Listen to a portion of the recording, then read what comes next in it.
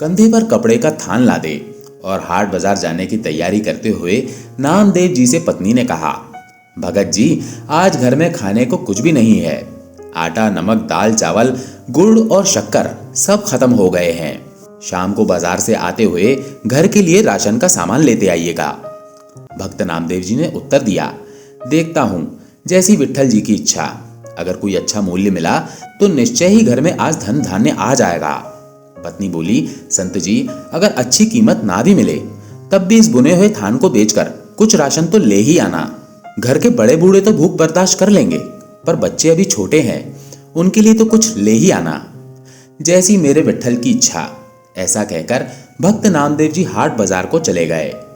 बाजार में उन्हें किसी ने पुकारा, वाह साईं, कपड़ा तो बड़ा अच्छा बुना है और ठोक भी अच्छी लगाई है। तेरा परिवार बसता रहे। ये फकीर ठंड में कांप कांप कर मर जाएगा। दया के घर में आ और भगवान के नाम पर 2 चादरों का कपड़ा इस फकीर की झोली में डाल दे। नामदेव जी ने पूछा, 2 चादरों में कितना कपड़ा लगेगा फकीर जी? फकीर ने जितना कपड़ा मांगा, इत्तेफाक से भक्त नामदेव जी के थान में कुल कपड़ा उतना ही था। भक्त नामदेव जी ने पूरा थान उस फकीर को दान कर दिया। दान करने के बाद जब भक्त नामदेव जी घर लौटने लगे तो उनकी आंखों के सामने परिजनों के भूखे चेहरे नजर आने लगे। फिर पत्नी की कही बात उनके कानों में गूंजने लगी कि घर में खाने की सब सामग्री खत्म है। दाम कम भी मिले तो भी बच्चों के लिए तो कुछ ले ही आना। अब दाम तो क्या, थान भी जा चुका था। भक्त नामदेव जी एकांत में पीपल की छांव में बैठ गए और मन में विचार किया, जैसी मेरे विट्ठल की इच्छा। जब सारी सृष्टि की सार पूर्ति वो खुद करता है तो अब मेरे परिवार की सार भी वो ही करेगा। और फिर भक्त नामदेव जी अपने हरि विट्ठल के भजन में लीन हो गए। अब भगवान भी कहाँ रुकने वाले थे। भक्त नामदेव जी ने सारे परिवार की जिम्मेदारी अब उनके सुपुर्द जो कर दी थी। अब भगवान जी ने अपने प्यारे भक्त की झोपड़ी का दरवाजा खटखटाया। नामदेव जी की पत्नी ने पूछा, कौन है? नामदेव का घर यही है ना? भगवान जी ने पूछा। अंदर से आवाज आई, हाँ जी यही है, आपको कुछ चाहिए? भगवान सोचने लगे कि धन्य है नामदेव जी का परिवार। घर में कुछ भी नहीं है, फिर भी हृदय में देने की, सहायता की जिज्ञासा है। भगवान बोले, दरवाजा खोलिए। लेकिन आप कौन? भगवान जी ने कहा, सेवक की क्या पहचान होती है भक्तानी? जैसे नामदेव जी विट्ठल के सेवक हैं, वैसे ही मैं नामदेव जी का सेवक हूं। ये राशन का सामान रखवा लो। पत्नी ने दरवाजा पूरा खोल दिया। फिर इतना राशन घर में उतरना शुरू हुआ कि घर के लोगों की घर में रहने की जगह ही कम पड़ गई। इतना सामान नामदेव जी ने भेजा है? मुझे नहीं लगता। पत्नी ने कुछ शंकित होते हुए पूछा। भगवान जी ने कहा, हाँ भक्तानी, आज नामदेव का थान सच्ची सरकार ने खरीदा है।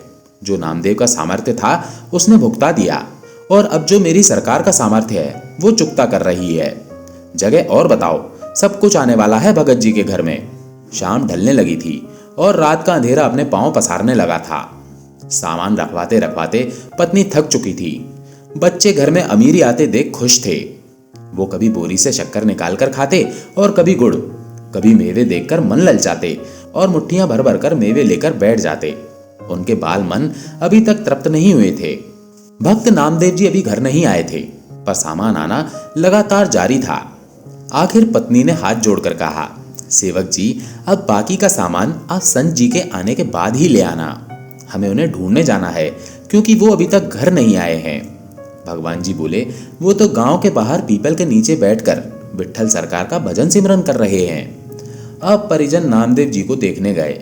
सभी परिवार वालों को सामने देखकर नामदेव जी सोचने लगे, जरूर ये भूख से बेहाल होकर मुझे ढूंढ रहे हैं। इससे पहले कि संत नामदेव जी कुछ कहते, उनकी पत्नी बोल पड़ी, कुछ पैसे बचा लेने थे ना।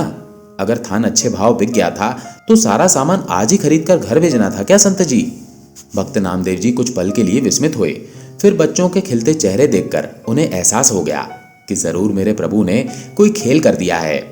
पत्नी ने कहा, किसी सच्ची सरकार को आपने थान बेचा और वो सामान घर में भेजने से रुकता ही नहीं था। पता नहीं कितने वर्षों तक का राशन दे गया। उससे मिन्नतें करके रुकवाया। बस कर, बाकी संत जी के आने के बाद उनसे पूछकर कहीं रखवाएंगे। भक्त नामदेव जी हंसने लगे और बोले, वो सरकार है ही ऐसी, जब देना शुरू करती है तो सब लेने वाले थक जाते हैं। वो सच्ची सरकार की तरह सदा कायम रहती है। मित्रों, भगवान अपने सच्चे भक्तों की मदद करने के लिए किसी न किसी रूप में अवश्य आते हैं। क्या आप भी मेरी इस बात से सहमत हैं? अगर हाँ तो कमेंट में जय श्री कृष्णा अवश्य लिखें और हाँ, चैनल को सब्सक्राइब करना मत भूल जाइएगा। तो मिलते हैं अगली कथा में, तब तक के लिए अपना ख्याल रखिए। जय श्री कृष्णा।